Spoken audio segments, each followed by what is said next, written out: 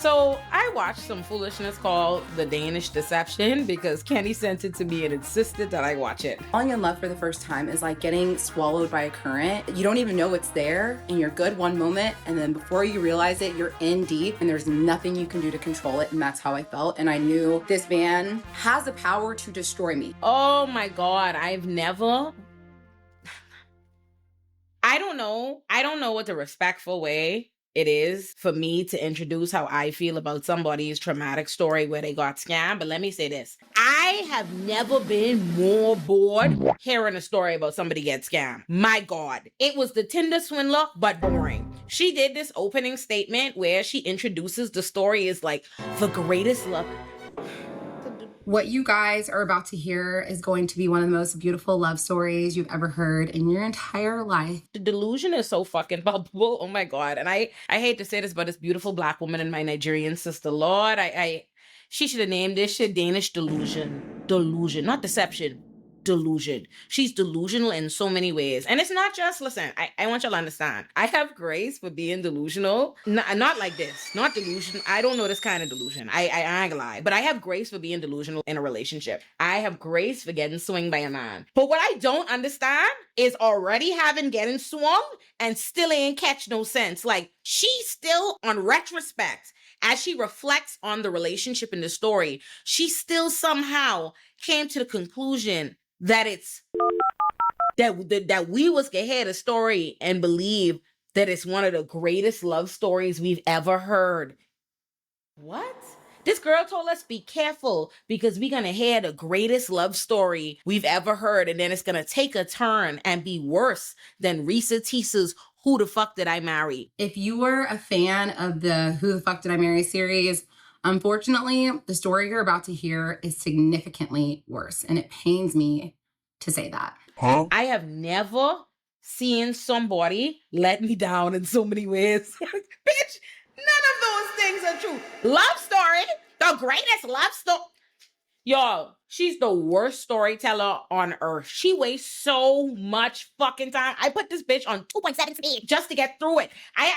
Y'all ain't know how fucking painful this shit was to get through it. If Kenny wasn't in my text messages telling me I need to hear the whole thing, I was a girl. She wasted tens of minutes to tell y'all a story I'm going to tell y'all very quickly. So there's a Black woman named Onyeka. Onyeka goes on a trip. She's somewhere in Europe. I don't care about the countries. I don't have no time to keep track of all the countries this girl is globe popping through. Or just know that she always somewhere.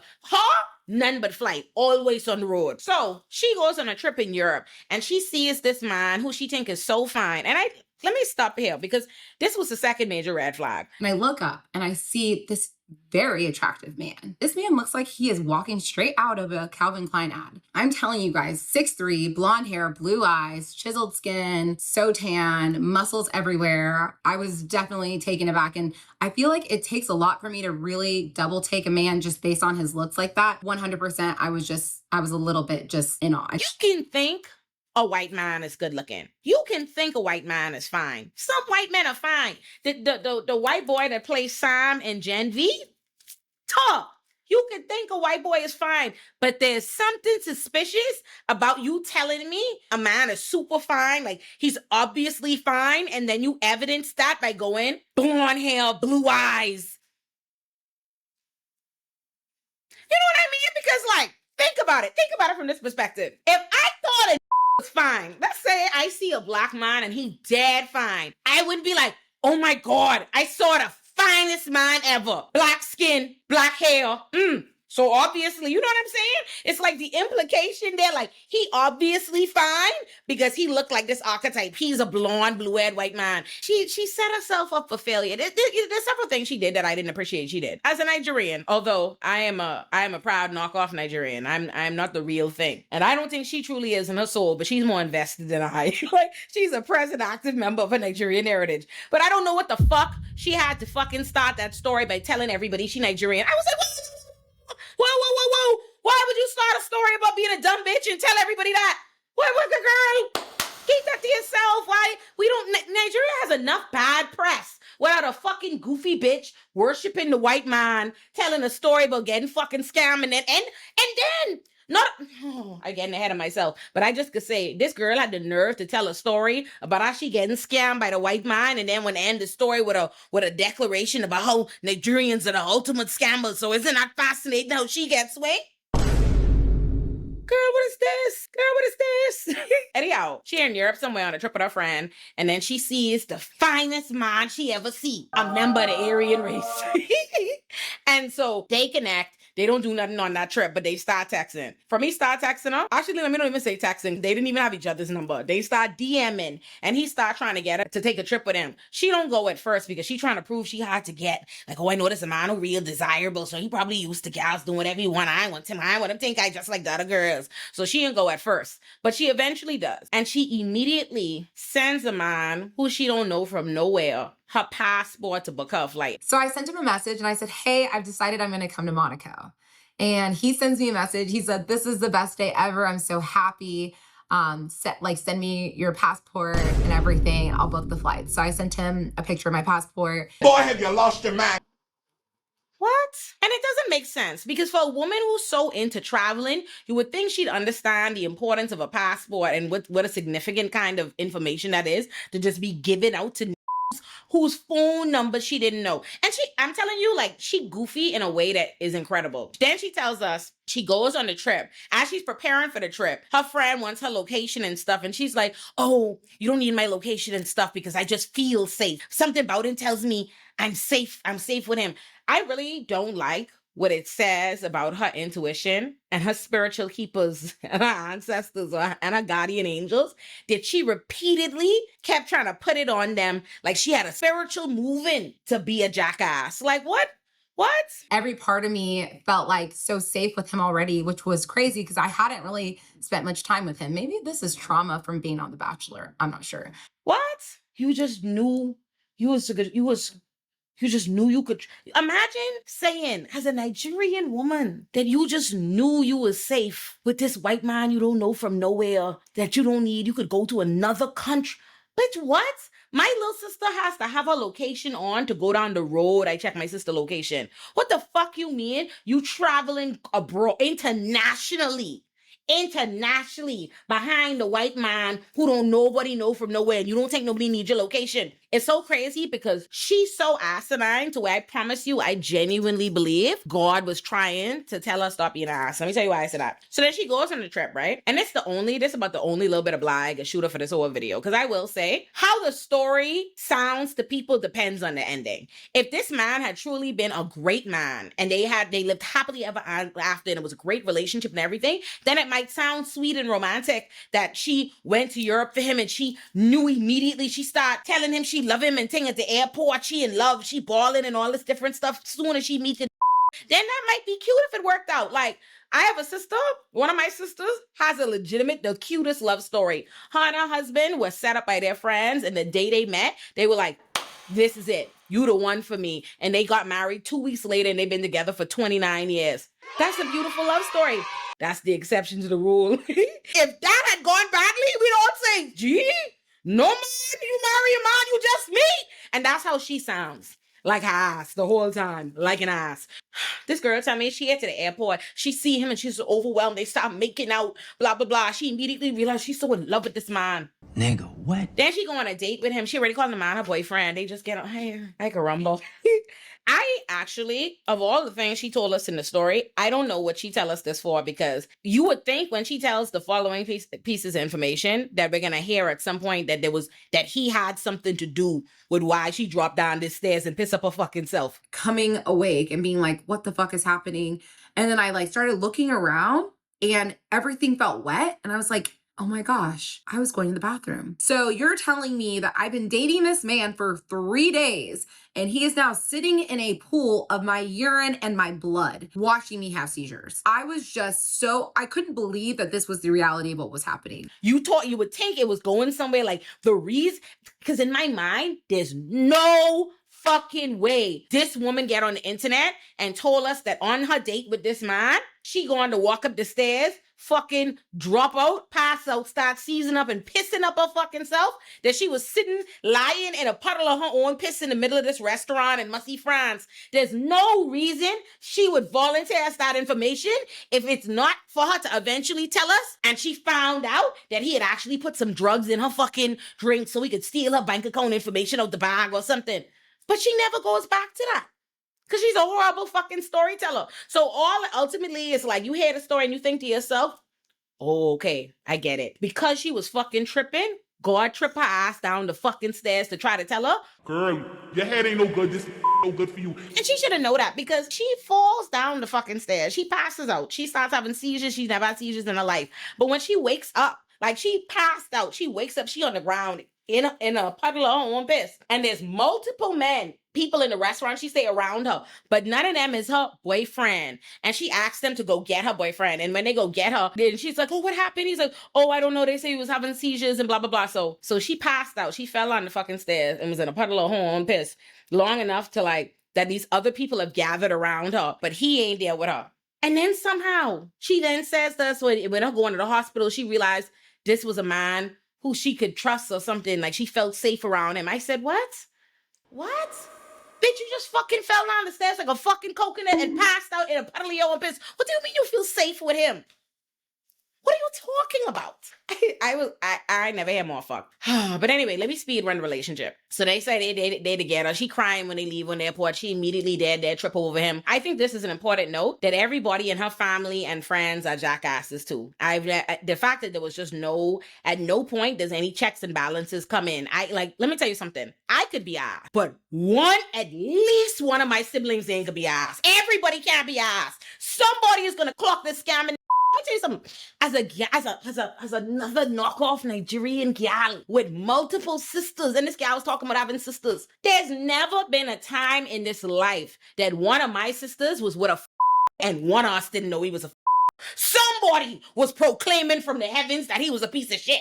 I wanted to plan something special for him to meet all of my close friends and family. I planned a brunch and we went to brunch here in Dallas, and it was a handful of my really close friends, and my two sisters were there, and my cousin and his now wife was there too. So we sit down at brunch and everyone's like asking him questions, and everyone is just so impressed by him. Again, we're dealing with someone that's very charming, very charismatic. And the thing about my ex is when you meet him, he's so good at asking questions and he's good at listening. And so it's really easy to get into good conversation with him, and it's really easy to connect with him.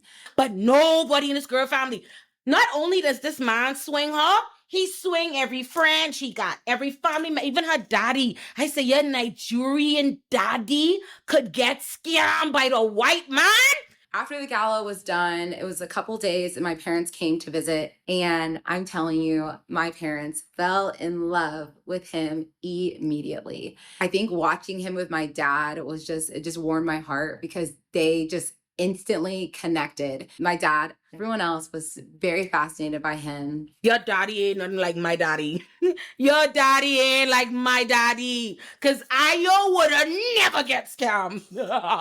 Never my pa. So she had the man. She immediately tripped over him. He started making trips to Texas. This would not make no sense. She believed, this old stupid girl believed that she is with the wealthiest wealthy man. She don't believe she just with a rich. She believed she see him spending all kind of money on their first little trip together. Like, oh, spending all this on the hotel, all of this. Because I just don't understand how you getting swindled post the Tinder swindler. Like, if this was before the Tinder swindler, then okay. Then that's revolutionary. I never heard about this. But the Tinder swindler's out. And maybe she ain't watch it. Because she should have compared her story to the Tinder swindler. She got swindled. But yet she compared it to Risa Tisa. And I'm like, girl, maybe you need to watch some Netflix. Maybe you ain't seeing maybe she thinks she's the first. I don't know. But because she believed that it's a big rich man because he was spending all this on this trip. And the man tell her, she could Google how much the hotel he ever in cost. But the man could tell her that he gone to the fucking Olympics. And he related to the fucking queen. I hear my cousin ask him, you just have the build of an athlete. Did you play sports? And my ex goes, yeah, I actually played handball. And my cousin goes, isn't that an Olympic sport? And my ex goes, yeah, I actually went to the Olympics twice. Yeah, I got a bronze and I got a gold. I was like, well, that's amazing. Like, I'm so impressed. And so now I'm thinking, this man is so humble. So I remember he told me one day, he said, you know, if we ever end up getting married, you're going to meet the queen. And I remember just like laughing at that comment. And he said, no, I'm being serious. And I said, what do you mean I'll meet the queen? And he said, well, you know, my family has a royal title. And I was like, wait, what? The queen say he's royalty. If they get married, the queen can be at the wedding. She ain't look none of that up. She ran her, oh my God, he's a prince. He royalty, he going to the Olympics. You're stupid. This is a big one, stupid ass, you know. I can't even pretend. So she not only believed that she was a big rich. This is what I don't understand, and I never understood this on the Tinder Swindle, and you will never explain this to me. Because she have money. She has money, and everybody around her has money. Based on this story, and we can get to just how much money everybody around her have. When you ever know with money to ask you for no money? When? A rich not give you no money, but when does a rich ask you for money? How do you think that you were a wealthy man, big wealthy royalty money, and he can ask you for money? And then the story he was telling wasn't even making sense. Oh, my daddy don't give me the money no more because my daddy say irresponsible and he's make bad financial investments. Even that alone, if she had a lick of sense, you think tell me his pa ain't giving him his rich white pa say he ain't giving him no more money because he bad with money, and he asking me for money and I give it to him? It wasn't making no sense. Then the girl was like, oh, I wanted to make sure he didn't think I was in it for the money, and so I was offering to do things financially. And it's just, girl, what the fuck? So she started giving the man money. The rich man, she started giving him money. And somehow, despite the fact that she giving him money, he owe her money. He ain't paying the money back. He's still paying for big expensive trips. They still taking trip. And that could be a theme all throughout the thing. And I was able to send him the $6,000. And the next day he flew into Dallas to come be with me. He goes back to Denmark, and the plan was for me to go on a trip with him for Christmas. When you look, I honestly, I don't even have the energy to give this too much time. Let me rapid fire through this. She married a man.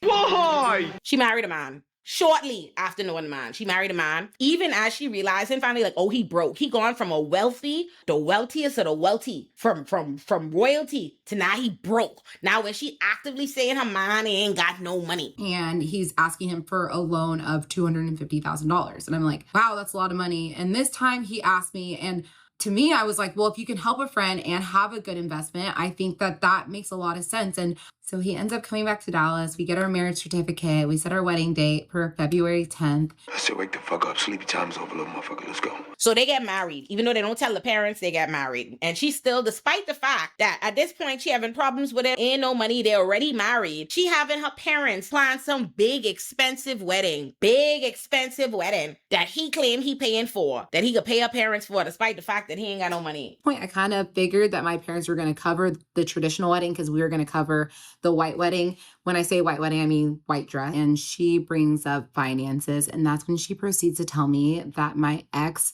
has told her that he's going to pay for both weddings in full. And I'm sitting there just confused. So I call him up. And at this point, I'm angry. I go, why did you commit to paying for a wedding without telling me? She also acting like she telling him, like she's starting to boss up on him. Like she telling him if you don't get better and things don't get better and all this and the next thing, she ain't gonna marry him. But girl, you're already legally married to him, jackass. And you think he believed that while you in the middle of planning big, expensive Nigerian wedding? This girl has made me sick here. Because at the end, when she find out he's a scammer, she won't be mad at his parents and his family like, oh, they didn't tell me. But boom, it wouldn't matter if they tell her. Because his friend tell her, and she didn't care. And then his best friend looks at me, he goes, oh, he probably doesn't want to run into any of his enemies from his past gambling addiction. I looked at him and I said, what gambling addiction? When she finally goes to Denmark, that's where he must be from, to go meet his family, in France. The friend immediately tells her, and he's like, oh, well, she must say, oh, he didn't want to go out. The friend was like, well, of course he didn't want to go out. He didn't want to run into no gangsters. He did no money from his big gambling days. So she found out the man is a big gambler. Big gambler. So that should be a red flag. Motherfucker, this bro, he take all kind of money from me, he ain't pay it back. So she started rowing the man. And I don't know what she rowing the man for, because quick as she was like, oh, well, it's an addiction. It's not as well as an addiction. So thank God he tell me. I'm with this man that I love more than anything in the world. I find out he's been lying to me. I find out that he's stolen money from our friends, and I'm just like completely wrecked. I'm like, I don't know where to go from here. And I just was like, I don't know how to be with someone that lies to me and that I don't trust. Like, I don't know what to do. But, you know, at the same time, like I got married, we said our vows and we said in sickness and in health, and this is a sickness. Crypto tells me, I was wondering, how would you feel about me hiring a PI to look into his past? And I said, 100%, please do it. The big thing that he found was that my ex did not go to the Olympics, not once and not twice. So I don't understand. Me personally, I don't get with the whole angle when he finally leaves her and she finds out he's a scammer, and she's like, oh, his parents, I was so angry at them for not telling me. Therapists and the counselors at this facility, they told the family that he had the worst gambling addiction that they had seen in their careers. And his family said nothing to me. So that conversation 100% deepened my anger and resentment towards the family. And I'm like, what the fuck? First and foremost, goofy bitch, where do you think loyalty lie? It didn't even make no sense to me. Why is that by the time she found out this man is a scammer, she's still calling his parents and his family? I wouldn't have believed nothing they say to me. I would believe they're in on it. And to be honest with y'all, I'm not convinced I believe the gambling story altogether. Because like she finds out, oh, he's a gambler. She find that out from his friend. And then she find out like, oh, she's like, oh, Crypto and Crypto's wife. Check this out. What she first finds out is that a friend of his named Crypto and his wife had invested a bunch of money into him or whatever, and that he hadn't paid the money back. And it was them friends, Crypto and them, that did the research, that realized, oh, he lying, or he don't have these business and property, yada, yada, yada, realized he's a scammer. She was like, oh, there's really understanding and letting them be on a payment plan back, and telling her, oh, she could still travel because they didn't want her life to be affected by his deeds. Let me tell y'all something right now. I believe that he's just a scammer. I don't even believe the gambling stuff. I believe he just know that that's a good story for a goofy bitch like her who needs something to believe in. Oh, this idea that it was like above him, it was addiction or whatever. I believe he's just a scammer, and I believe that his family in on it. I believe Crypto and his wife in on it, because let me tell y'all something. Let me ask y'all something. If my friend borrowed some money from me, if my friend stole, like essentially defrauded me, stole a bunch of money from me, basically got a bunch of money from me under false pretenses, and I find out that my friend is a big time scammer, he have no intention of giving me this money, does not have this money, don't have this job or any of these things he was claiming to have, wasn't in the Olympics, wasn't royalty, none of this shit you talking about. I find out that my friend is a pathological liar who is take your money and don't give it back. Why the fuck would I care about his bitch being able to still take trips?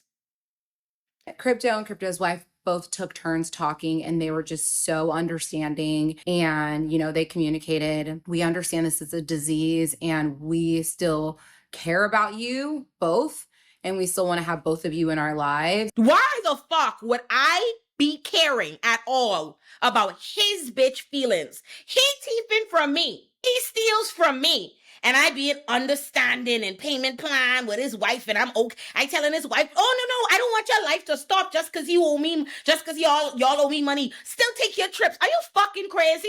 You cannot owe regular amounts of money and let them catch you taking trips. You expect me to fucking believe?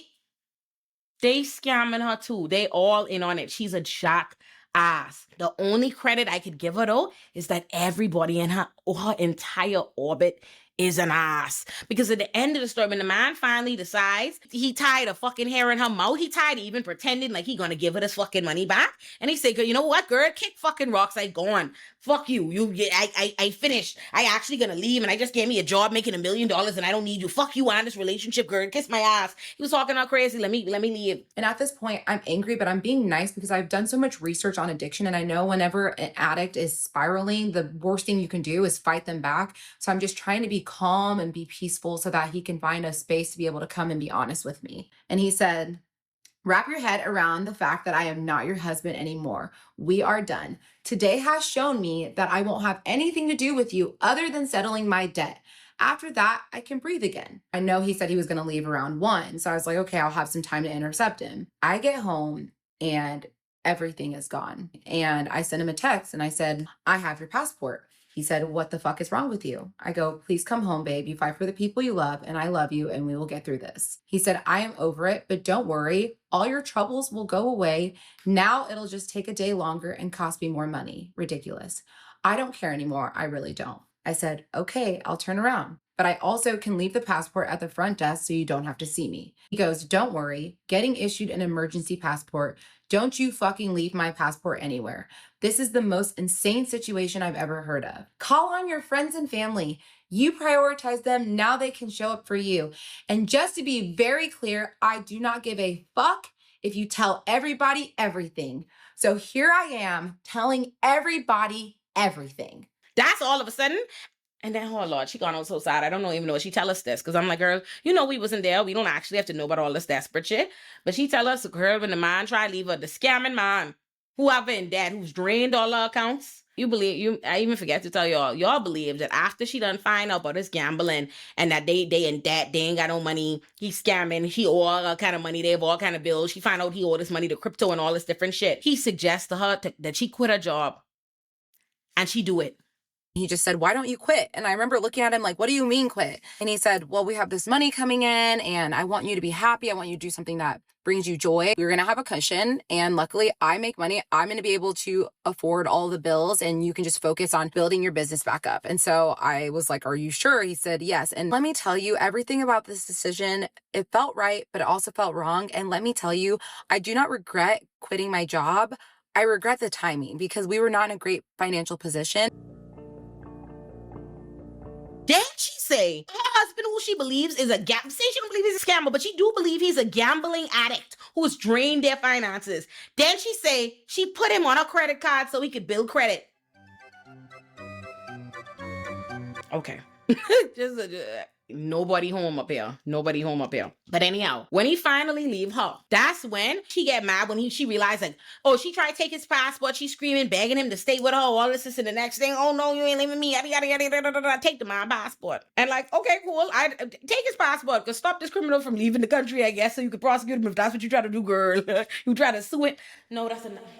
I getting ahead of myself. It's so much stupid shit that it's hard to even like keep up. When he finally leave her and she realized she couldn't get him back, that's when she started calling her friends and her sisters and all these people and realizing that he scammed them. But this the part that's crazy to fucking me. I realized that Onyeka and everybody around her not only have plenty money, they don't have plenty sense. They have no sense. Plenty money, no sense. Her friends lent him money. The things that he was requesting the money for is how I know all of them is jackasses. They say that he borrowed money from her friend to buy an Aston Martin. I called my friend Rob and asked him, did you loan money to my ex? And he said, yes, I did. He borrowed money from Rob 2 times. The first time he said that he was buying an Aston Martin DB9 and he was trying to shuffle funds between his Danish account and his American account. It was taking a while. That amount of money was paid back. And then he came back and asked money from Chris and Rob and said that he was trying to surprise me with this super rare Rolex. And he was trying to surprise me with it for the wedding, and the store just got it, and he didn't think they were going to get it again before the wedding. And so that's how he got money from them the second time around. He told her friend that his money is hemmed up right now, tied up in closed business accounts, and he needs to borrow money to buy an Aston Martin. He asked her friends for money to buy Rolexes. Y'all, in what motherfucking world do you think anybody could call? I don't even know what kind of Nigerians these is, because listen, with the Nigerian daddy I grew up with, my daddy, when you was asking my daddy for money, it matters what you asking him for that money for. I remember asking my daddy in law school for $50 to get my hair done. I need you to understand do you understand how shitty your hair gonna look as a Black woman if all you have to spend on it is $50? I was going to a place in Harlem named Wicked Weaves that had a $50 weave package. That's how broke I was in law school. I needed $50. I asked my daddy for that $50 and my daddy say My daddy say, you need to learn to live within your means. My daddy say, while you was a grown woman, do not know how to do your hair. You think you can ask somebody for money to buy a luxury fucking an Aston Martin? If you don't know how luxury go away. If you don't have the money, you can't have it. You ask people for money for necessities. You ask people for money for rent. You ask people for money for water. You ask people for money. Your house about to get foreclosed. You don't ask people for no fucking money for no Aston fucking Martin and no Rolls fucking Royce. And our friends give it to him. Say what we want about Onyeka. Love her. Her family and friends love her because they was riding for her throughout all the story. All her friends was, you know how much friends? First of all, not a single one of my friends was could give this money. No, not a single one of my friends was could give a money and then not tell me. What's so confusing too is Onyeka reads so much so like the kind of Black woman that is surrounded by white women or white people, but it seems very much like everything about her, the way she like thinks, talks, processes, how she like goes about life. But at the same time, everybody around the girl appears to be Black, appears to be Nigerians. Like I seen a friend I speak out of here while she talking about she was really involved. That organization she talked about that big Nigerian event she was talking about is like a big Nigerian event for True in Houston. That is a girl who is actually deeply immersed in Black people in affairs. So I don't know what happened. I don't know what happened. But I know she ain't got no sense the good Lord give her. I don't understand, babe. That man, let me tell you something. That man knew he hit a lick. He met her and he said, suckers get sucked. Like, I know. That's all I have to say. That's all I have to say. Because what is there to say? I'm sure that me and Kenny are going to sit down and have a longer conversation about that. But these were just my little thoughts I wanted to give you all this week. And my fault. Because I done snatch my wig off and get into bed, go to bed. I figured I didn't say everything I had to say. And then I remember I forgot to mention, this dummy bitch should have annulled this marriage. I knew she didn't have no sense for the fact that she pursued it as a divorce. This man defrauded you, swing you, scam you. And instead she didn't annul this marriage on the grounds of fraud. She going like, oh, I got him to sign the divorce like that was a win. Dummy bitch. And I was like, the reason she ain't pursued annulment is almost because like she's still so fucking dizzy. She really think it was a love story. And we know that that's what she think because she still come to us and tell us we about to hear the greatest love story we ever... I couldn't believe... That's a dummy bitch. That's all I had to say. I just had to throw that in there. Good night.